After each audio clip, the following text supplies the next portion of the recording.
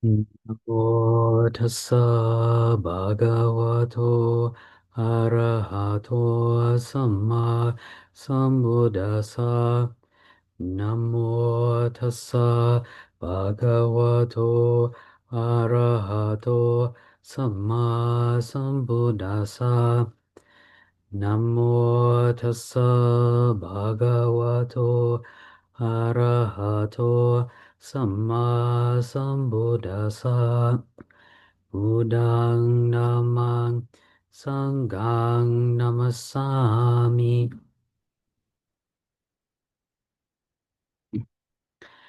So I'd like to welcome everyone this evening. Um, so last time that we did a Dhamma talk, I spoke about developing dana, about developing our generosity. So I think this week I was going to carry on maybe with talking about sila,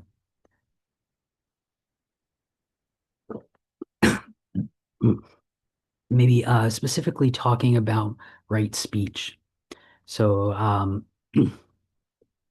right speech is, a very important path factor of the path.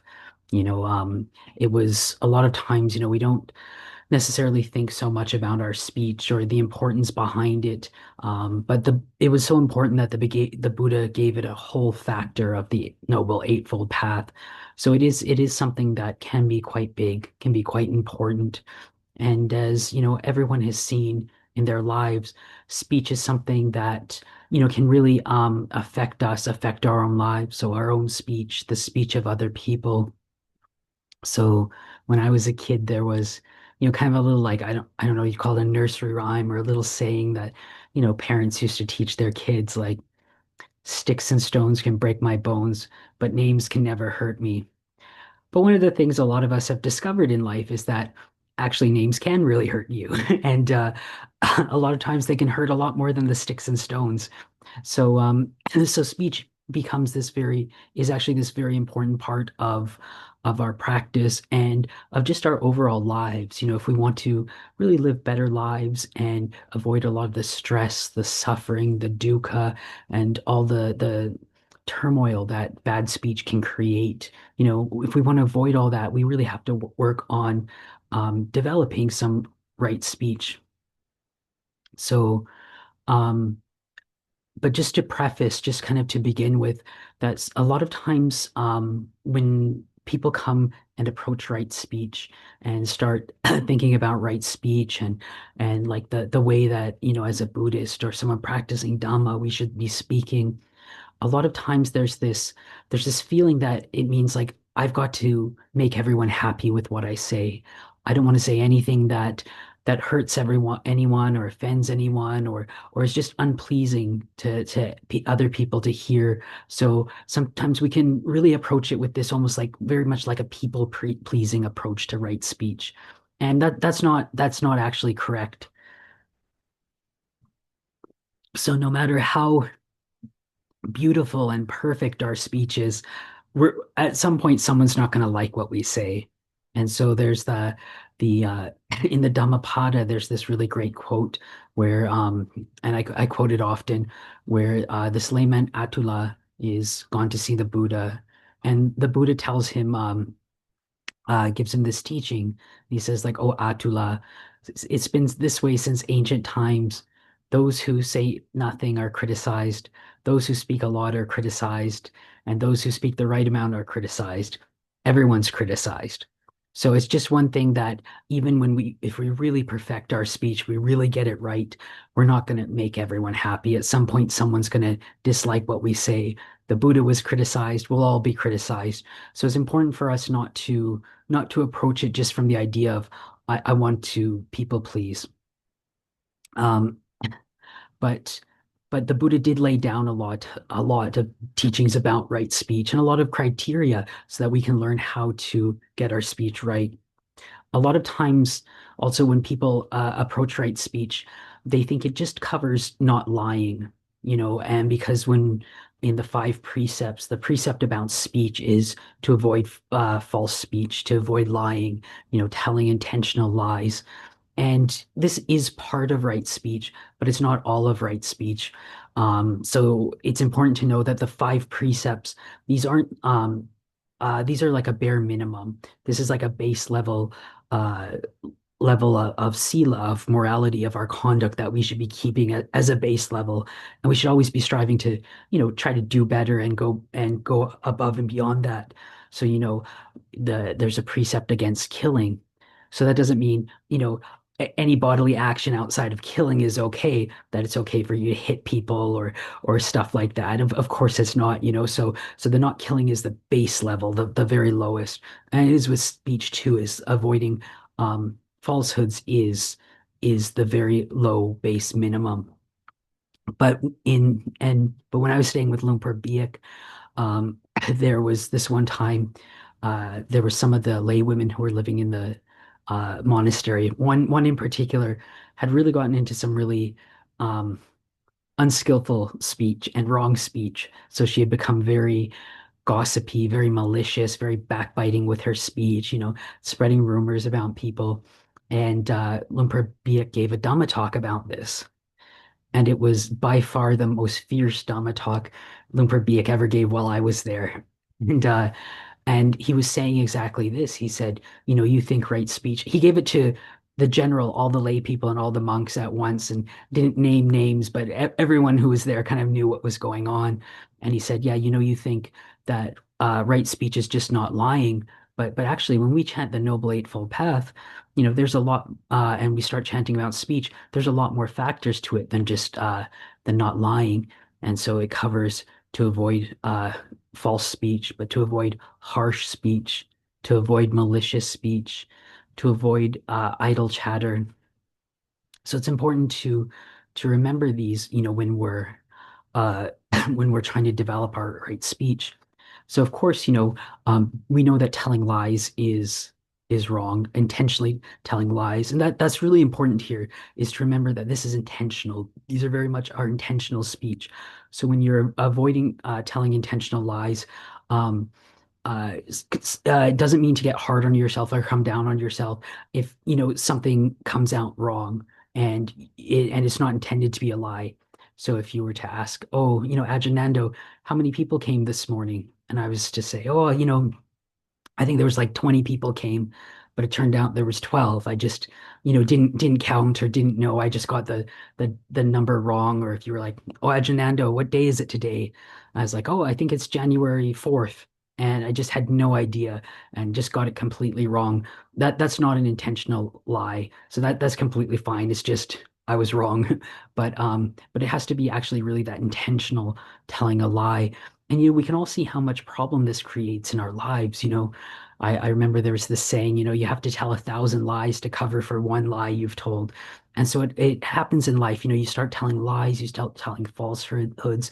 You're giving people a wrong idea of reality. You're twisting reality to other people, but also, you're creating so much inner turmoil and a lot of stress and anxiety and stuff you can create for yourself. Oh, will this person find out? Oh, will that person find out? Did I get my lies right? And so I think all of us, can look at times in our lives, where we have told lies and just the amount of uh agitation it creates, the amount it doesn't lead to peacefulness. It doesn't lead to being relaxed, being calm. And so, when you start, telling a lot of lies and this becomes part of your life, it's going to affect you, throughout your lives, can affect your relationships with other people. It's also going to affect your meditation because all that, mental turmoil, all that agitation, going through your life, it's not just when you sit down and close your eyes to meditate that all disappears. You bring that with you when you meditate. So you sit down, close your eyes, and your mind is still stirred up and, you are still thinking about those things. So we want to really work on, not telling intentional lies, really trying to be truthful with our speech. But it's also good to remember that, when we're being truthful in our speech and not telling lies, it doesn't mean that we have to tell everyone everything all at once.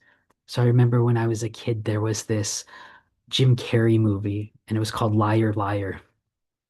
And if I remember right, um, he was a lawyer or something like that, some kind of businessman, and he lied all the time. He was just this like pathological liar. And then something magical happened. I don't know. I think it was like his kid made a wish or something magical happened and he couldn't lie anymore. But it took it to this next level. So instead of just not lying, he'd tell the absolute like 100% truth of the way he felt about someone. So, someone would ask, "Oh, gets a new haircut," and he'd just be like, "Oh, it looks terrible, blah blah blah blah blah." And so not lying isn't that. You don't have to be constantly telling everyone everything. You know, um, you can still be skillful with your speech because some of the criteria that the Buddha gave us for skillful speech is really not just telling everyone everything all at once. The Buddha said we want to avoid speech that is false and that is unbeneficial. We also want to avoid speech that's false and beneficial. We want to avoid speech that is true and not beneficial. And we want to actually do speech when it's true, use their speech which is true and beneficial, but we want to find the right time and place. So that's really important too, because even if time and place can be so important to how someone else receives what we're telling them and receives what we're saying to them. So I think the best example of someone getting it wrong was when I was a junior monk. So all the Western monks in Thailand, you're registered to a certain monastery and you do your visa through this monastery. And so at Wat Pah Nanachat, all the monks, we do our visa through Wat Pah Nanachat. And one of the Western monks at Wat Pah Nanachat, he had passed his 5 years as a monk, and so he was able to go off and go stay at other monasteries. And he had moved on to Wat Pah Pong and was planning on staying at Wat Pah Pong, our main monastery, full time. So he's basically planning on moving there. So he thought because he's living there full time, it'd be better for him to stop doing his visa at Wat Pah Nanachat and move his visa over and start doing it at Wat Pah Pong. And so he decided he was going to, tell Ajahn Kavli, the abbot of Wat Pah Nanachat, tell him this or discuss it with him. And he picked the worst possible time. So this very senior monk, one of the most senior disciples of Luang Por Chah, his name was Luang Por Mahamorn, and he had just died. And we were at his monastery, and we were literally in the process of moving his body into the coffin. So as we're moving the body, like carrying the body during that time, this monk thinks it's a good idea to start asking Ajahn Kavli about switching his visa over. And so it didn't go so well. And I was trying to explain to him afterwards. I was like, man, how could you pick such a bad time? Like, we're literally moving the dead body of this really respected senior monk that we all go and see. And so, if he had picked a better time and place, it would have went over a lot better. But so time and place becomes, very important when it comes to our speech. So even for monks, like we have a lot of rules about everything, and in our rules about pointing out when another monk has done something wrong, committed an offense, done something wrong by our vinya, our rules. Um, we actually we there's many criteria for it, but one of the criteria is that we actually have to leave, like ask leave of them to admonish them. So we got to be like, oh, can I actually point something out to you? Because, just because someone looks good on the outside, doesn't mean they're good on the inside at that time. So, the other monk, maybe they didn't sleep well last night. Maybe they're not feeling well. Maybe something really bad has happened in their life. They've just found out that, a relative was in a car accident or something like that. So even though they look okay outside, they might be in a bad space internally and not take it so well. So, you can be like, oh, can I point this out to you? And they might be like, yeah, right now is really, really not a good time for me, or might be like, oh yeah, sure, no problem. And also another one of the factors is to really have this intention of loving kindness, which I think really moves into some of the next factors of righteous speech. So one of them is avoiding harsh speech. So um, there's different interpretations of this. So sometimes people interpret it as like, avoiding like very coarse speech. So like, like swearing and speaking in a very coarse manner. And and or what one of our most senior so someone who swears, sometimes people just swear a lot and it can be really difficult to listen to. One of our senior monks who's from Manitoba, the same province I'm from, he calls that Manitoba mouth. And so so so not using too much of that when we talk to people, because again, it can people hear that, and it can be very hard to listen to, hearing really coarse speech like that. But again, a lot of those things are very, very cultural. So, because again, speech is a convention. So some people, depending where they came from, a swear word, a coarse word, isn't as heavy, and it might be very normal to them.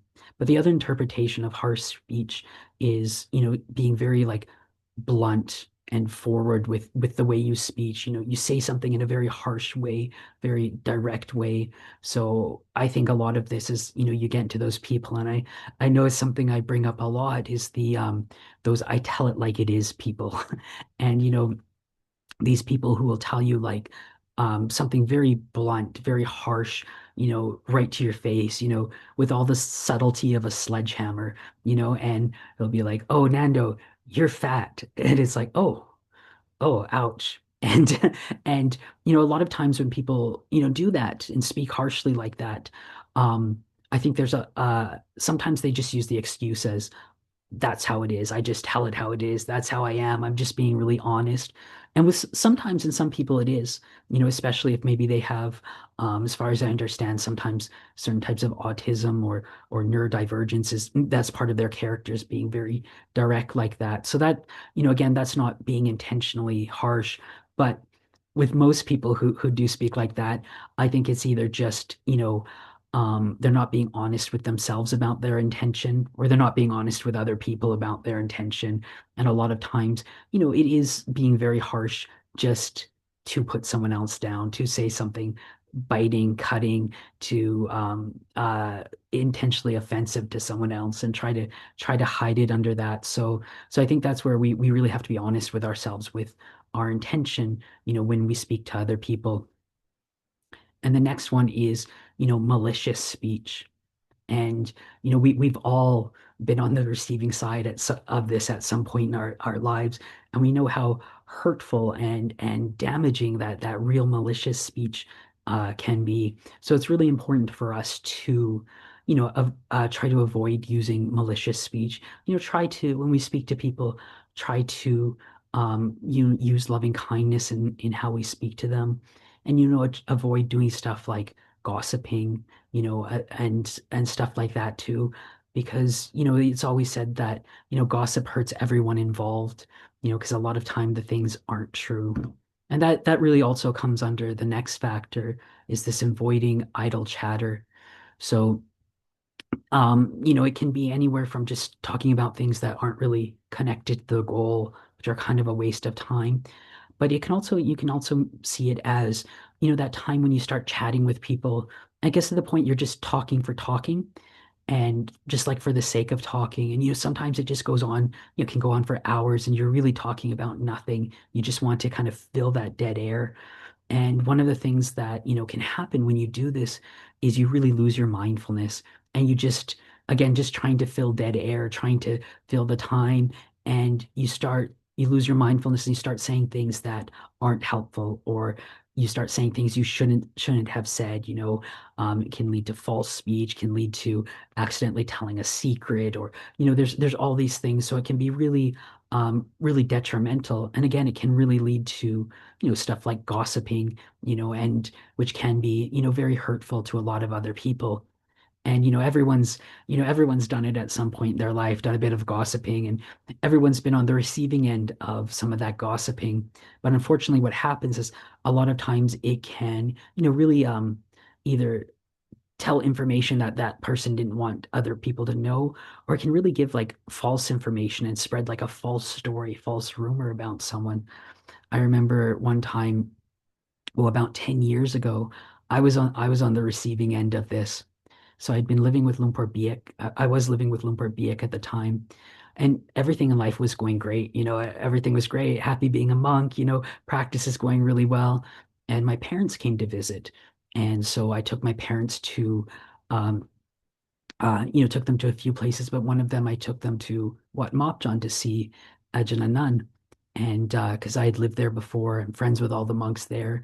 My parents love Ajahn Nando, and so I every year I would take them there. And while we were there, there was this monk from Wat Pananachat, from the monastery I'm from, who was staying there, a Western monk. And we were chatting and stuff, and I didn't realize he was, going through a tough time. But he asked me, because I was 8 years as a monk, 8 pansas, 8 wasas at that point. And he asked me, he's like, can you say for certain that you won't disrobe before your 10 wasa or 10 years as a monk? And so, because 10 years as a monk, it's a big milestone for monks. As monks, we have these certain milestones. So the first is once we hit 5 years as a monk. So before we're 5 years as a monk, we're what's called a Navaka monk or like a new monk. And there's certain rules we have to follow. We have to live in dependence on a teacher. So it's really up to our teacher where we go, what we do. And then once we passed 5 years, so that first big milestone between 5 and 10 years, we're what's called a Majjhima monk or a middle monk. And then at 10 years, once we pass that, we're what's called a Tera or an elder. And then the next big milestone is 20 years, where we become what's called a Mahatera or like a great elder. And so he's asking me if I could say for certain that I wouldn't disrobe before this next big milestone, 2 years away, being a Tera, being an Ajahn. And I said, no, I can't. I said, everything's going well right now. I don't want to. I don't think I will. But I have seen monks before where life is going well. And then all of a sudden something happens and everything changes. And, everything kind of falls apart. So I said, I can't guarantee that because, again, the future is uncertain. We don't know what's going to happen. And this monk misunderstood that. And so I went on my way with my parents, and then a few months later, I had to go to Wat Pananachat to do something. And this monk had gone back to Wat Pananachat. And when I get there, there's this rumor going around the whole monastery that I'm about to disrobe, and I'm thinking of disrobing. I'm just like, what are you guys talking about? I don't want to disrobe. I'm very happy being a monk. Everything's going great. But again, it was just this gossip, which had come from a misunderstanding. And the way, it can spread around like that. So we really want to, avoid doing that as much as we can and really work on developing our speech. Because the Buddha said, we're all born with a double-edged dagger in our mouths. And so when we try to cut someone else with it, we cut ourselves too. So even though, when we say something nasty to someone, we mean to someone, we lie to someone else, we're hurting ourselves as well too. We're creating um, uh, these negative mind states. We're creating bad karma. We're also, we're not being more peaceful. We're adding more agitation to our minds. And it's really interesting also in the suttas when the Buddha talks about when monks are quarreling and saying bad things to each other. He always says, like they're stabbing each other with verbal daggers, which is really great because it really is like that sometimes. These words, even in English, we'd say it's very cutting. Like his speech was very cutting.